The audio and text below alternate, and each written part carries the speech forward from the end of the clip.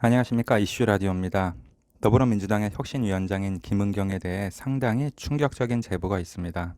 스스로를 김은경 위원장의 시누이라고 밝힌 사람의 글이 인터넷상에서 퍼지고 있습니다. 읽어보면 차라리 소설이지 않을까 싶은 대목들이 있고, 저 인터넷 글이 정교하게 쓰여진 거짓말이면 좋겠다는 내용까지 있습니다. 누군가 인터넷에 시누이의 글을 짧게 핵심 정리한 것이 있는데요.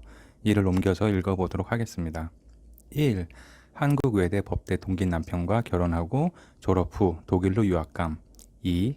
남편이 먼저 귀국해서 아버지 전기공사 사업 도와줌. 3. 아버지 전기공사는 아버지가 특허권이 있었는데 아들의 법적 지식과 젊은 패기가 결합하여 돈을 엄청 범. 4. 김은경이 독일에서 법학 박사학위 받을 때까지 남편이 돈을 보내주면서 기러기 생활함. 5. 김은경이 법학 박사 학위 따서 한국 왔음. 6. 시부모는 큰일 하는 분이라고 당시 외대 시간 강사인 김은경의 아이까지 키워주심. 그런데 박사 과정까지 공부시켜주고 애도 키워주고 했는데 시부모한테 예의 없고 싸가지 없었다고 함. 7. 2006년 남편이 아파트 고층에서 뛰어내려서 자살함. 8. 김은경은 남편이 자기 무릎에 누워 사랑해 라고 하고 안방으로 가더니 뛰어내렸다고 함. 9. 4살짜리 아이는 엄마 아빠가 싸운 후 뛰어내렸다고 함. 누구 말이 맞겠음? 10. 남편 장례식에 친구 200명이 넘게 옴. 남편은 대인관계 좋았고 성격 좋았고 다음 주 골프 약속도 있었다고 함.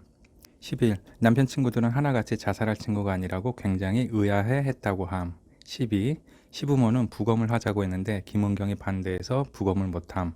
13. 장례식 내내 김은경 눈물 한 방울도 안 흘렸다고 함. 14. 장례식이 끝나자마자 남편 차를 팔고 집 팔고 강남으로 이사감. 15. 아버지한테 물려받은 회사가 남편 명의였는데 이걸 김은경 남동생 명의로 바꿔놓음. 16. 아버지 소송했지만 법에 빠삭한 김은경한테 당함. 17. 이런 모든 상황에 시어머니는 급성 충격으로 정신줄 놓음. 18. 2019년에 시어머니가 돌아가시고 19. 2021년에 시아버지도 아들과 같은 방법 돌아가심. 20. 18년간 시부모와 인연을 끊고 살다가 재작년 시아버지 장례식에 금융감독원 부위원장 이름으로 장례식에 참여함. 21. 부위원장 앞으로 온 부의금만 따로 챙겨서 갔다고 함. 여기까지입니다. 자, 지금부터는 시누이라 밝힌 사람의 이야기가 사실이라는 가정하에 제 의견을 말씀드리겠습니다. 우선 김은경은 돈을 좋아하는 사람이라는 점을 이해했습니다. 시댁 식구의 재산을 자기 남동생의 명의로 돌려놓았다는 부분에서 이에 대한 확신을 얻을 수 있었습니다. 김은경은 얼마 전에 윤석열 밑에서 치욕을 겪으면서 금융감독원 부원장 임기를 끝까지 마쳤다고 했습니다. 이에 대해 연봉 3억을 포기 못해 자리를 지켰다는 비판을 받기도 했는데 김은경은 정말 돈 하나 보고 자리를 지킨 것이라 확신을 얻게 되었습니다. 시아버지 장례식에 금융감독원 부원장으로 접수된 부의금을 따로 챙겼다는 대목에서는 돈 앞에 천륜과 양심을 다 버리는 것이 이런 것인가 싶었습니다.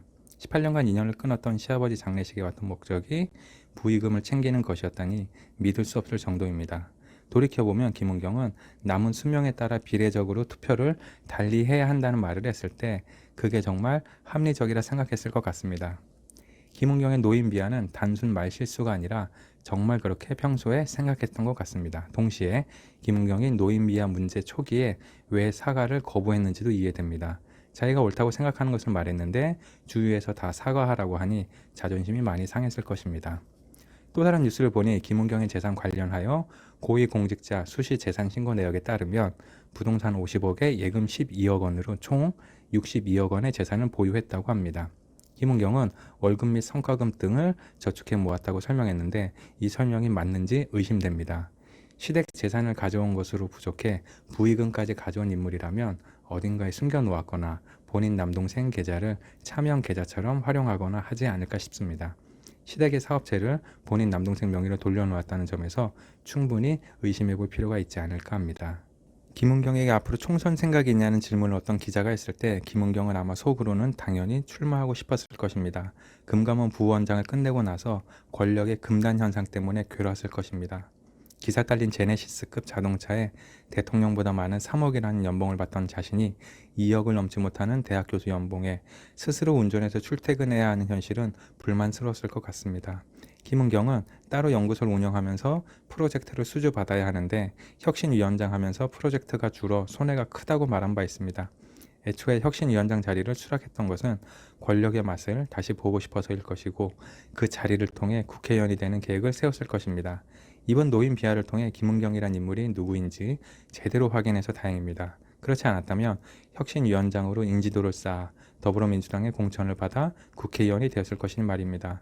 국회의원이 되어 기사와 보좌관을 거느리며 생활할 꿈에 부풀어 있었을 것입니다. 누군가는 궁금해할 것입니다. 더불어민주당은 혁신위원장을 왜 김은경 같은 함량 부족하고 돈 밝히는 인물로 정했는가 하고 말입니다. 제 생각엔 그나마 최고로 정직하고 깨끗해 보이는 인물을 골랐을 것입니다. 다시 말하면 다른 인물들은 김은경보다 더하면 더했지 못했을 것 같지는 않다는 뜻이기도 합니다. 결론입니다. 김은경은 혁신위원장을 하기 전까지만 해도 학교와 교수 사회에서 존경받는 인물이었을 것입니다.